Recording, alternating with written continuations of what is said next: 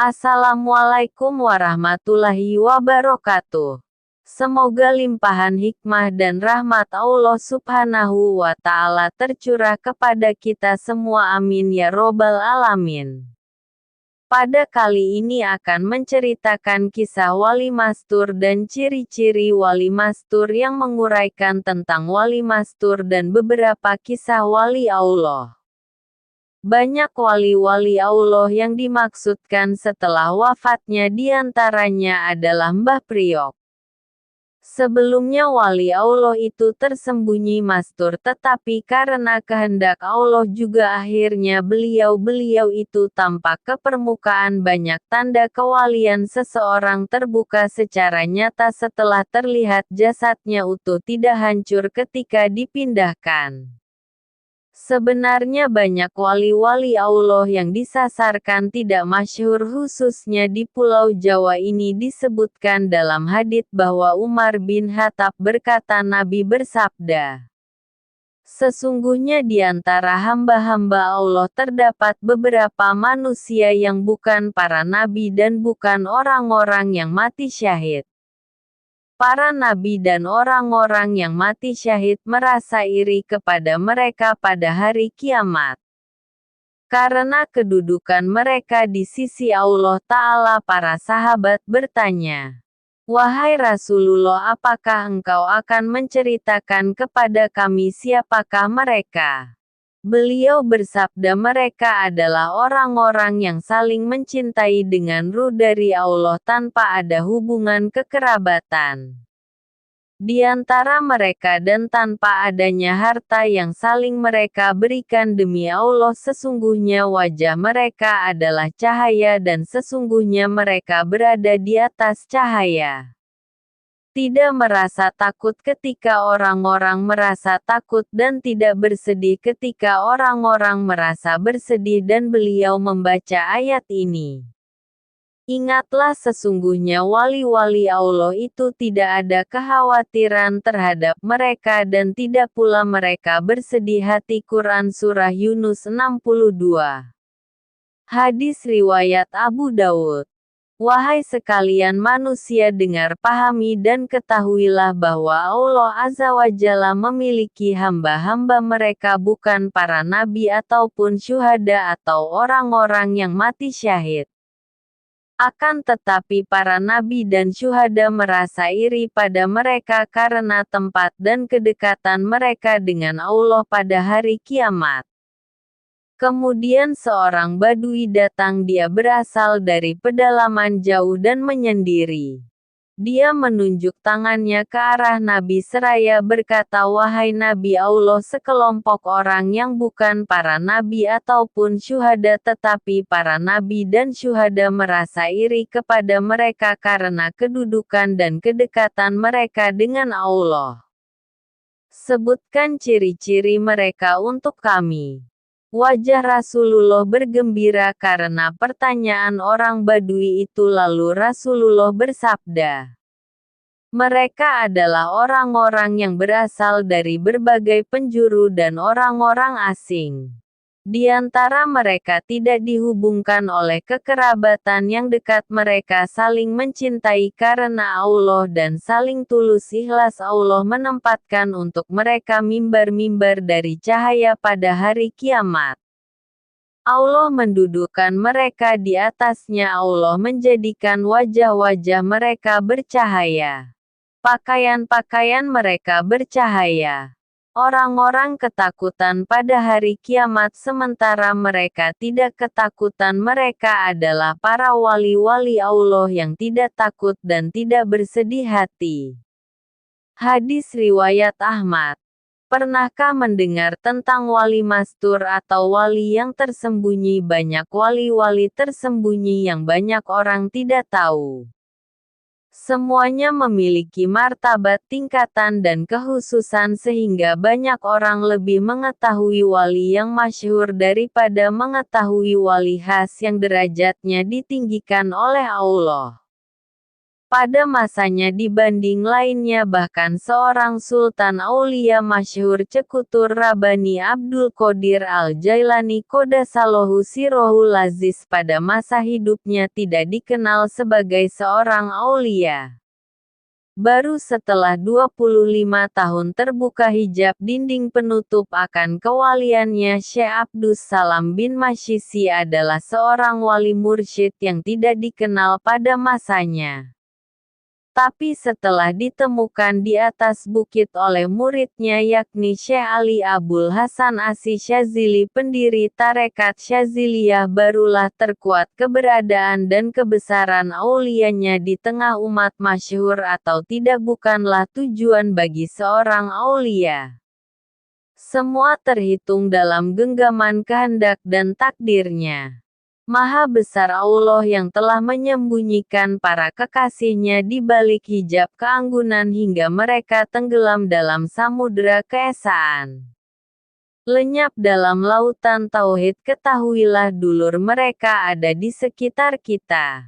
Mereka tertutup di balik hijab Allah, mereka sama sekali tidak engkau duga sebagai seorang wali sitrul aurah. Menutup aurat itu wajib, maka menutup keistimewaan itu jauh lebih wajib. Kira-kira begitulah pegangan mereka. Namun bukan pula mereka sengaja menyembunyikan identitas mereka, namun memang kehendak Allah menutupi kewalian mereka di mata umum. Selain itu aulia di makom makhluk ini di balik hijab Allah, dan tentunya hijab Allah itu suci, maka hanya boleh dipandang oleh yang suci pula. Dari itulah mengapa kita yang dipenuhi karat dosa tidak dapat tembus untuk dapat mengenali para aulia. Sering kita dengar ungkap yang mengenal wali hanya wali. Itu benar, sebab pandangan seorang wali melewati sisirnya tidaklah terhalang apapun lagi. Maha besar Allah yang senantiasa memberi petunjuk kepada siapapun yang hendak Ia berikan petunjuk, termasuk untuk dapat mengenali walinya dengan beberapa sumber guru dan pengamatan faham. Saya yang bebal ini dengan lancang berani mengkategorikan beberapa ciri yang tampak pada seorang aulia yang mastur tersembunyi sebagai berikut. 1. Mereka seseorang yang dalam artian keberadaan mereka di tengah masyarakat tidaklah terlalu berpengaruh, bahkan tidak sama sekali ketiadaan dan keberadaan mereka. 2. Tidak begitu menjadi perhatian, tentunya mereka seorang ahli ibadah yang benar-benar taat kepada syariat Islam yang telah dibawa oleh Nabi Muhammad. 3. Meskipun mereka seorang ahli ibadah, namun seorang aulia yang mastur biasanya tidak tampak kebaikannya. Begitu pula keburukannya, kemungkinan mereka hidup sebagaimana orang yang lain. Sebagai ini maupun pekerja bangunan tempat mereka seorang ahli zikir, meskipun dari yang dilihat mereka terlihat beraktivitas sebagaimana masyarakat pada umumnya. Namun hati mereka tidak sekalipun berpisah kepada Allah. 4.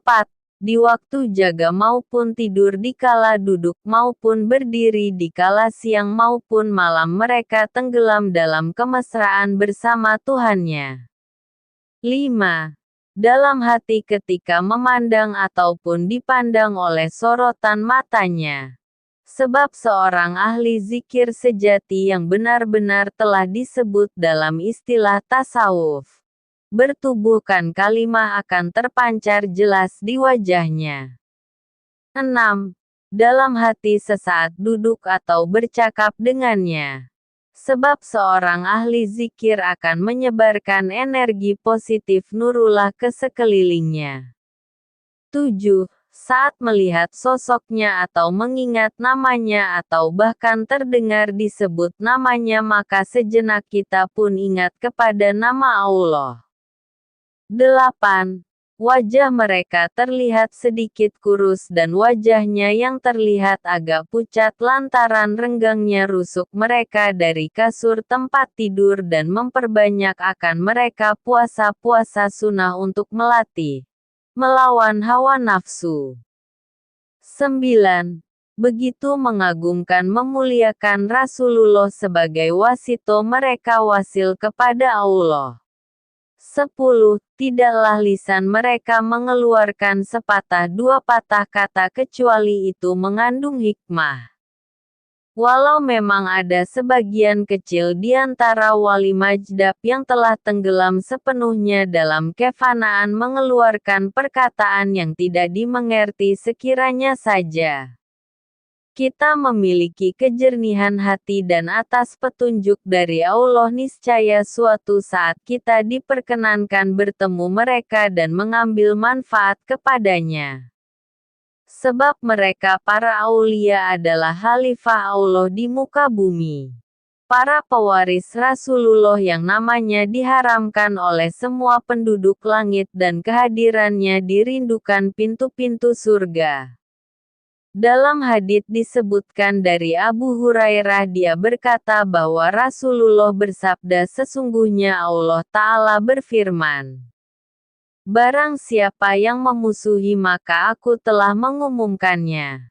Dengannya tidak ada takarepnya seorang hamba kepadaku yang lebih aku cintai kecuali dengan beribadah dengan apa yang telah aku wajibkan kepadanya dan hambaku yang selalu mendekatkan diri kepadaku.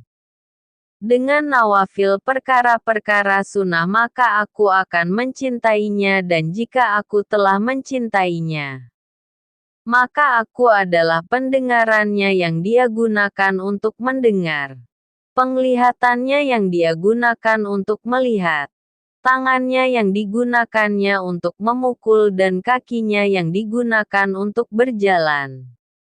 Jika dia meminta kepadaku niscaya akan aku berikan dan jika dia minta perlindungan dariku niscaya akan aku lindungi. Hadits riwayat Bukhari.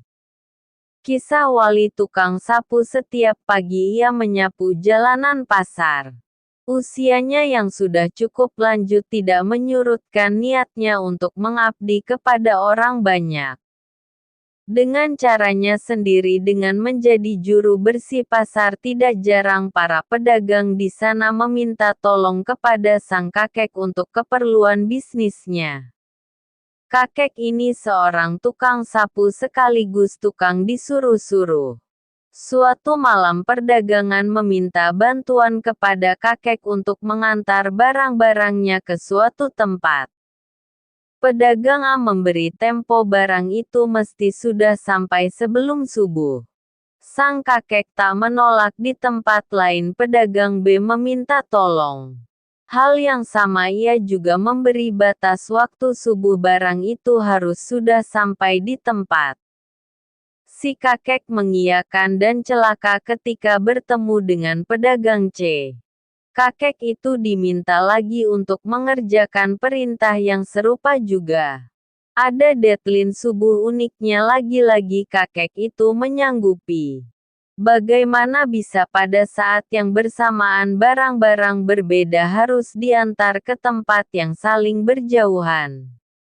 Pagi hari semua barang sudah terkirim ke tujuan entah bagaimana. Mulanya ketiga pedagang A, B dan C terlibat dalam obrolan sampailah ketiganya pada pembicaraan tentang pengiriman barang. Subuh tadi tiba-tiba mereka terhenyak sebab ketiganya sama-sama meminta bantuan kepada orang yang satu. Bagaimana bisa barang-barang mereka terkirim pada saat yang bersamaan oleh orang yang sama? Si kakek tukang sapu sejak pagi itulah pergunjingan perihal karamah kakek tukang sapu. Merambat manusia yang rendah hati itu tentu bukan orang biasa, dia tentu kekasih walinya Allah. Esoknya setelah sepanjang hari kemarin para pedagang di pasar sibuk membicarakan karomahnya si kakek malah tidak muncul. Usut punya usut ia dikabarkan meninggal dunia. Konon setelah semua orang tahu akan rahasianya si kakek bermunajat kepada Allah, ia berucap kira-kira, "Ya Allah, karena rahasiamu ini sudah terbuka maka kembalikanlah aku ke sisimu," dan permintaannya dikabulkan. Wali Mastur cerita di atas mengingatkan kita pada pendapat Sayyidina Umar ibnu Al-Khattab. Menurut beliau keberadaan para kekasih Allah waliullah dan senantiasa disamarkan mastur olehnya, kita tidak pernah tahu siapa-siapa saja yang diangkat menjadi kekasih olehnya seperti kakek tadi. Atau malah justru para pengemis. Atau orang yang kita nilai gila di jalanan. Atau bahkan orang terdekat kita sendiri. Atau justru orang yang sedang berada di hadapan Anda sekarang ini. Pendapat ini diamini oleh banyak ulama meski beberapa yang lain tidak menyepakatinya. Sebab beberapa banyak wali ada yang justru amat jelas terlihat dalam kaitan dengan kekasih-kekasihnya yang mastur itu. Pelajaran yang kita petik adalah supaya kita tidak gegabah dalam menilai orang apalagi sembrono, menista dan atau mencemooh orang lain. Jangan-jangan orang yang kita nista itu adalah justru kekasihnya. Yang menjadi soal adalah suatu saat Allah berfirman sebagai hadits qudsi, "Barang siapa melukai kekasihku maka aku akan balik memusuhinya."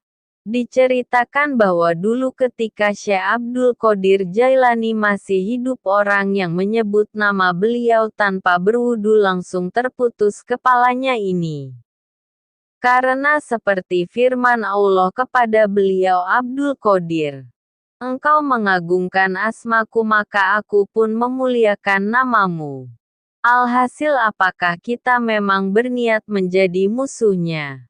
Kehidupan nyeleneh samut bagi masyarakat yang berdekatan dengan Pasar Kaliwungu, Mangkang Jerakah, Karangayu sampai Pasar Bulu. Pada era tahun 70-an mungkin tak asing dengan sosok samut, sepintas pria bertubuh tambun dengan ciri bertelanjang dada. Sarung agak tinggi dengan gulungan besar di perut. Baju disampirkan di pundak berpeci ke belakang hingga terlihat rambut depannya dan satu tangan terlihat menggerak-gerakkan jarinya seolah melakukan wirid.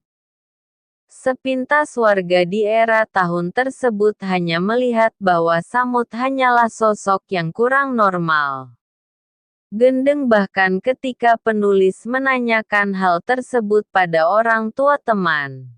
Saat itu penulis masih kecil dan handai taulan. Banyak yang mengatakan samut kabotan ngelmu tidak kuat melakukan laku tirakat. Pekerjaan samut secara kasat mata adalah seperti peminta-minta di pasar, ada yang memberi uang jajan maupun makanan. Tidak hanya di pasar, di kendaraan umum pun samut juga sering meminta, namun ada hal aneh yang terlihat saat itu pada diri samut. Dia begitu ikhlas dan hidup sederhana yang tak kalah aneh. Saat itu hampir semua bakul yang dimintai oleh samut mereka akan memberikan dengan ikhlas dan senang hati. Bahkan ada perasaan untuk beramal dengan memberi sesuatu pada samut. Rizki mereka ditambah oleh Allah lewat dagangan mereka yang laris. Penulis masih ingat ketika kernet angkutan menawarkan kepada samut yang saat itu berdiri di depan warung makan orang tua penulis untuk ikut menuju Pasar Karangayu dengan setengah memaksa secara gratis. Hal itu penulis tanyakan pada teman. Kenapa samut menjadi rebutan kernet untuk ikut angkutannya? Jawaban sang teman sangat sederhana, seakan mendapat untung karena para penumpang akan memberi recehan kepada samut dan uang pemberian tersebut seluruhnya akan diberikan pada kernet. Saling menguntungkan bukan? Ada ciri khas lagi yang ada pada Samud, yaitu kantong kecil dari kain gandum isinya uang recehan yang banyak. Sekali layaknya zaman kerajaan. Siapakah Samud ini? Sudah ada 3 kelompok yang menanyakan langsung soal Samud. Pada penulis, kebetulan penulis sempat memenangi hidup di zamannya. Di mata penulis yang saat itu masih kanak-kanak, Samud terlihat sepintas seperti orang gendeng yang hidup menggelandang dari pasar ke pasar. Tapi bagi sebagian orang, khususnya yang menanyakan tentang Samud pada penulis, mereka mengabarkan bahwa Samud adalah seorang wali yang menyembunyikan kewaliannya. Terlepas dari semua pendapat di atas, penulis melihat bahwa kehidupan Samud adalah kehidupan yang ikhlas, yang hidupnya dipenuhi dengan zikir. Di setiap aktivitas dan rutinitas menelannya satu hal lagi. Keberadaan Samud sangat dinantikan para bakul pasar dan para kernet makam. Samud ada pendapat bahwa makam Samud berada di makam Bergota, tepatnya di belakang Rumah Sakit Karyadi Semarang.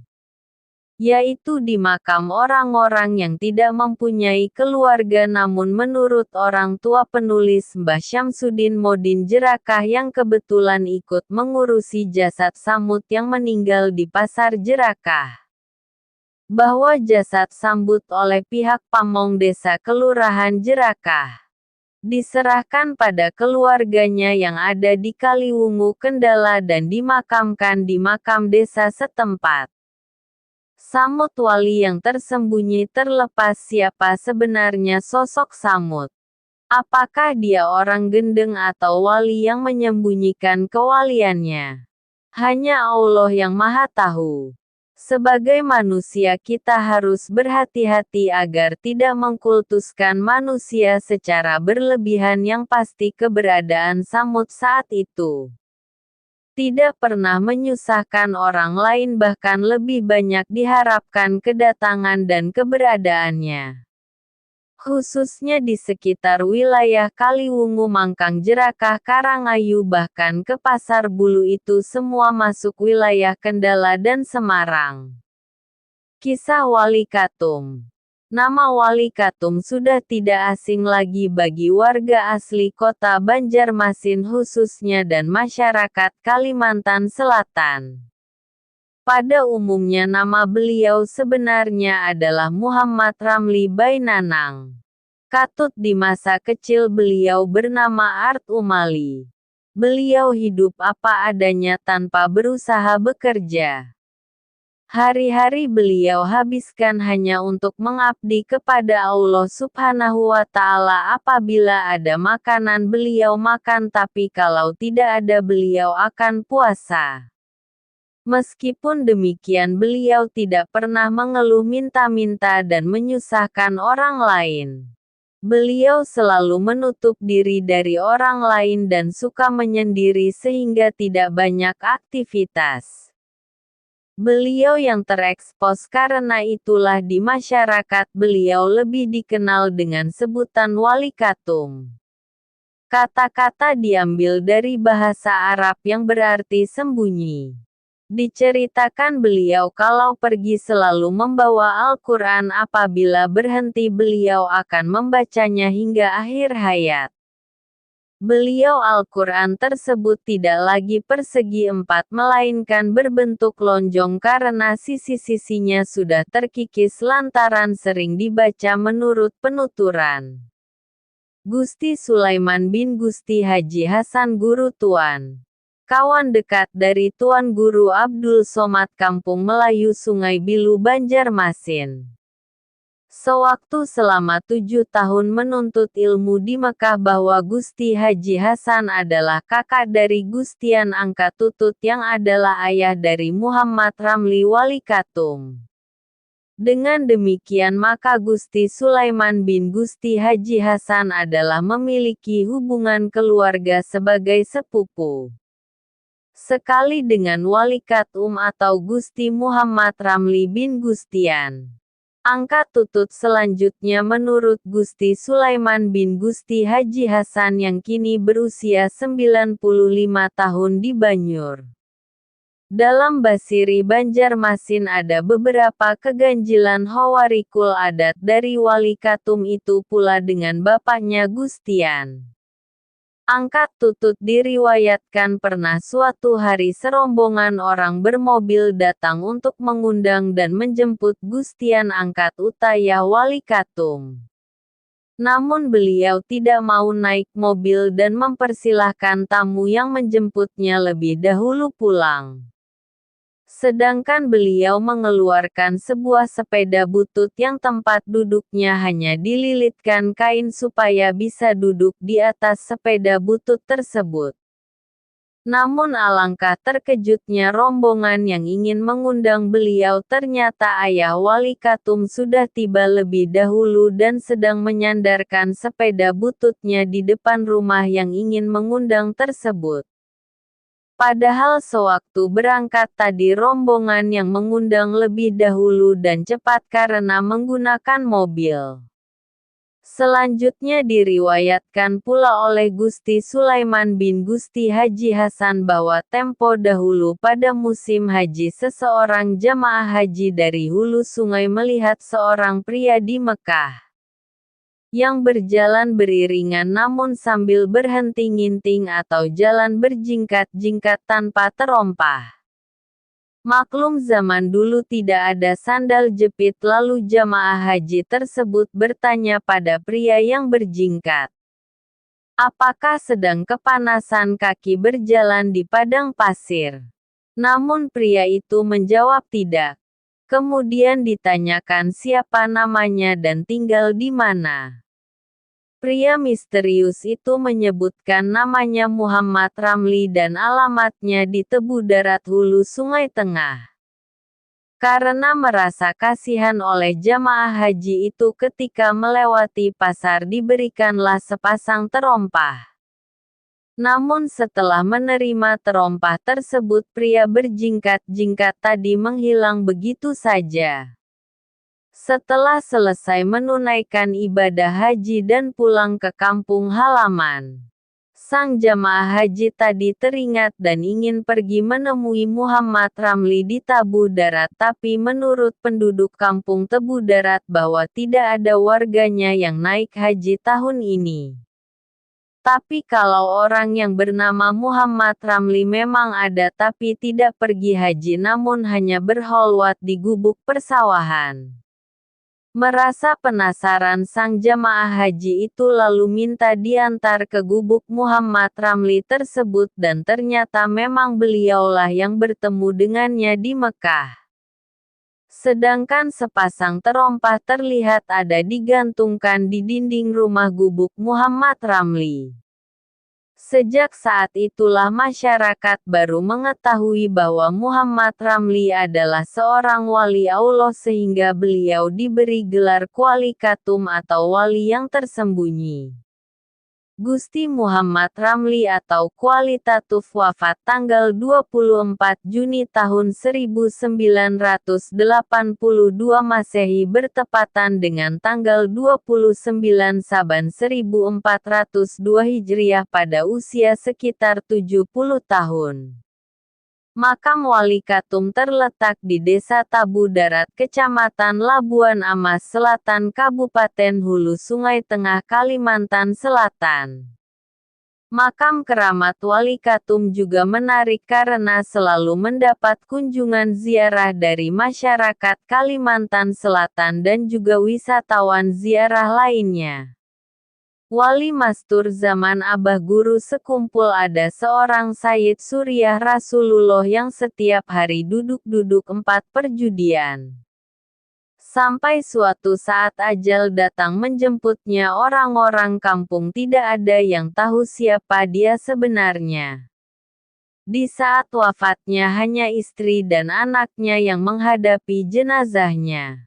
Tidak ada satu tetangga pun datang, tidak ada satupun tetangga yang mau memandikan, mengkafani, mensalatkan jenazahnya. Sang istri menangis melihat keadaan suaminya. Dia pun berdoa, "Ya Allah, bagaimana dengan jenazah suamiku? Apakah aku buang ke sungai Mahakam ini atau aku biarkan sampai membusuk? Engkau yang maha luas rahmat-Mu, berilah petunjuk." Tiba-tiba masuk seorang tampan tinggi rupawan mengucapkan salam. "Assalamualaikum." Ia Syarifah, tampak puluhan orang berjubah dan bersorban mengiringi di belakangnya. "Waalaikumsalam warahmatullah." Saat melihat sang guru, Syarifah tersentak kaget bukan main. Yang datang adalah Al-Imam Al-Qurtubi Lakwana Syekh Muhammad Zaini bin Abdul Ghani sekumpul. Syarifah bertanya, "Kapan pian kesini guru?" "Kalimantan Timur dan Kalimantan Selatan sangatlah jauh, apalagi kami di daerah Hulu Mahakam Kembang Janggut ini," jawab guru sekumpul. "Allah yang memudahkan." Tiba-tiba dari luar banyak orang kampung datang dan terperanjat seketika tahu yang datang guru sekumpul, maka mereka keheranan dan salah satu dari mereka berkata, "Wahai guru, ini adalah orang yang senang berjudi. Tiap hari duduk-duduk di tempat perjudian." Guru sekumpul tersenyum dan berkata, "Apakah kamu melihat beliau sendiri main judi atau beliau cuma duduk-duduk saja di situ tanpa main judi?" Sang penduduk terdiam, kata abah guru sekumpul. "Kemudian beliau ini yang tiap hari kalian lihat di tempat perjudian adalah seorang zuriat Rasulullah. Beliau ini yang jadi penyandang bala di kampung sini. Beliau ini yang setiap malam pada saat kalian tidur beliau bangun dan salat tahajud mendoakan kalian. Beliau juga ya setiap hari duduk di tempat perjudian berzikir dan memohon ampun untuk para penjudi agar mereka sadar. Tapi kalian tidak tahu, kalian cuma melihat dengan pandangan zahir saja. Beliau tidak terkenal dalam pandangan masyarakat bumi tapi sangat terkenal di langit. Allahumma sholli ala Sayyidina Muhammad." Jangan mudah suudzon kepada orang lain, terlebih kepada zuriat Rasulullah. Walahu waliyut taufik bila sabilul huda. Mungkin cukup sekian cerita kali ini. Jika ada salah kata saya memohon maaf yang sebesar-besarnya. Wassalamualaikum warahmatullahi wabarakatuh.